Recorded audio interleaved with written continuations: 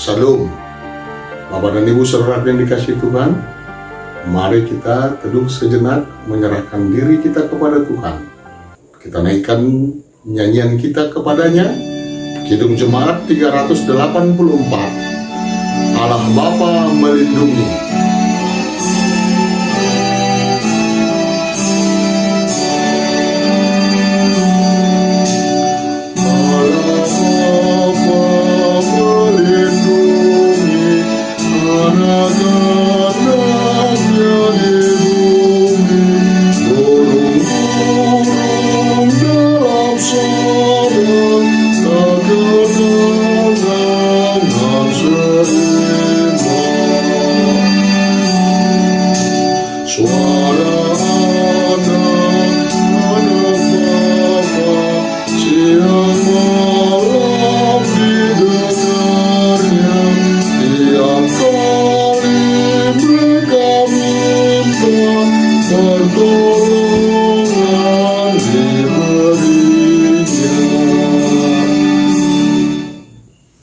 Kasih Allah Bapa, kasih anaknya Yesus Kristus, dan persekutuan Roh Kudus menyertai kita.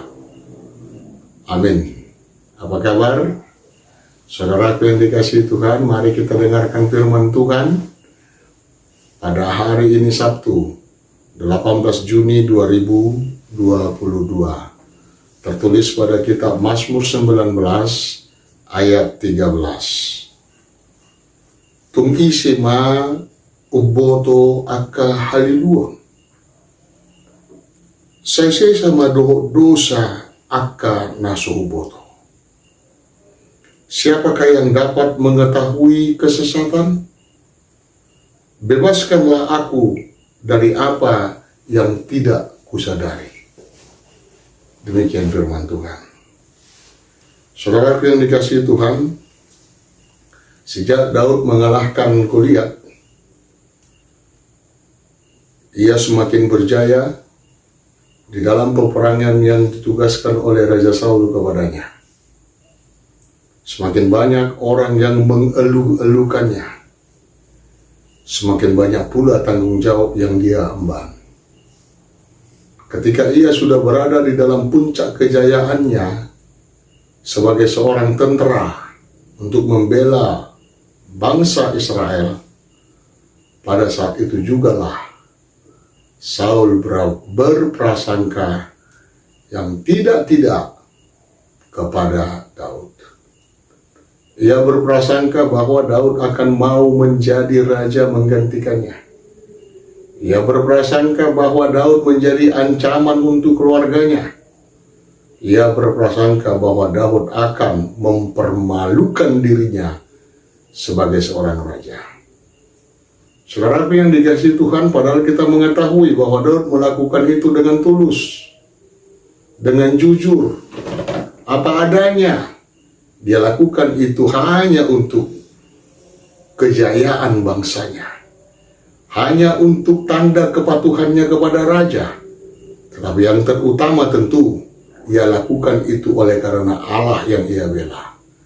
Allah yang senantiasa memberikan kepadanya berbagai ragam kemampuan untuk melakukan sesuatu. Allah lah yang ia agungkan melalui perbuatan-perbuatan yang dilakukan oleh Allah kepadanya. Saudara yang dikasihi Tuhan, pernahkah kita berprasangka yang tidak terhadap seseorang, kepada orang yang kita benci? Contohnya, kita menyangka, kita berpikiran, berprasangka yang bukan terhadapnya, dan mau kita lakukan. Meminjam istilah yang dikatakan oleh Daud dalam Mazmurnya ini, yaitu kesesatan yang tidak diketahui. Sesuatu yang belum dilakukan, sesuatu yang masih di dalam pikiran, tetapi yang bersifat sesat. Jauhkanlah aku dari hal-hal yang demikian. Siapakah yang mengetahui, yang dapat mengetahui? Artinya Daud sekalipun dia tahu, tetapi dia tidak berkuasa, tidak ada kekuatannya.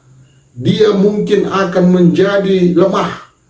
Dia menjadi tidak berdaya oleh karena sesuatu yang mendorong hasrat, mendorong keinginannya untuk melakukan sesuatu yang jahat. Dan itu sebabnya ia memohon kepada Tuhan, bebaskanlah aku dari apa yang tidak aku sadari. Bebaskanlah aku dari sesuatu yang tidak aku sadari. Hidup kita adalah hidup yang dikehendaki Tuhan untuk tulus, ikhlas, apa adanya, sesuai dengan jalan keselamatan yang telah ditetapkan oleh Yesus kepada kita, hidup di dalam kasih. Di dalam kasih itulah kita mau berkarya. Di dalam kasih itulah kita mau berbuat sesuatu yang berguna bagi kehidupan orang banyak untuk kemuliaan Allah. Kita mengetahui banyak hal, tapi kita juga tahu kita banyak tidak tahu akan banyak hal. Malah mungkin ketidaktahuan kita lebih banyak daripada apa yang kita ketahui. Ini yang perlu kita renungkan. Ini yang perlu kita sadari.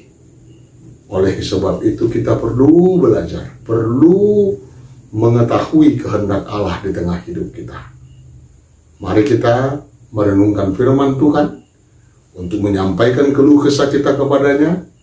Mari kita rendahkan hati kita di hadapan Tuhan dan manusia, bahwa kita masih banyak yang tidak tahu akan sesuatu. Dan bila itu terjadi dan merupakan suatu kesalahan atau dosa, kita memohon supaya Tuhan mengampuni kita. Mari Bapak dan Ibu kita jauhkan prasangka-prasangka yang buruk. Mari kita kedepankan pemikiran yang positif. Positive thinking. Berpikiran yang positif akan menyenangkan hati. Berpikiran positif akan berguna bukan hanya untuk orang lain, tetapi untuk kita semua. Kiranya Tuhan menyertai kita sepanjang hari ini. Mari kita bersama dengan Tuhan satu hari ini. Amin. Bapa yang di surga, terima kasih akan firman-Mu. Engkau tahu kelemahan kami, betapa banyaknya hal-hal yang tidak kami ketahui. Tetapi kami akan mengetahuinya bila Tuhan yang berseru kepada kami oleh Roh-Mu. Ya Tuhan, ajar kami untuk senantiasa hidup di dalam kerendahan hati, untuk dapat semakin mengetahui betapa banyak ilmu pengetahuan yang kami peroleh dari Tuhan. Ya Tuhan, kami kembali serahkan tubuh jiwa kami hanya kepada Tuhan, kiranya Engkaulah yang menguasainya. Jauhkan kami Tuhan dari amarah, dari prasangka buruk. Berikanlah kepada kami pemikiran yang positif, dan berikan kepada kami Tuhan kebahagiaan. Saudara-saudara kami yang berduka oleh karena kematian, saudara-saudara kami yang masih menderita oleh karena penyakit, kasih Tuhan senantiasa yang menyertai mereka. Pengharapan hidup itulah senantiasa yang ada padanya, bahwa semua penyakit ada obatnya. Semua penyakit Yesuslah Sang Maha Tabib yang sesungguhnya. Ya Tuhan, berikan kepada kami rezeki, ampuni kami dari dosa kami, dalam nama Yesus. Amin. Anugerah Yesus Kristus, kasih setia Allah Bapa dan persekutuan Roh Kudus menyertai-Mu. Amin.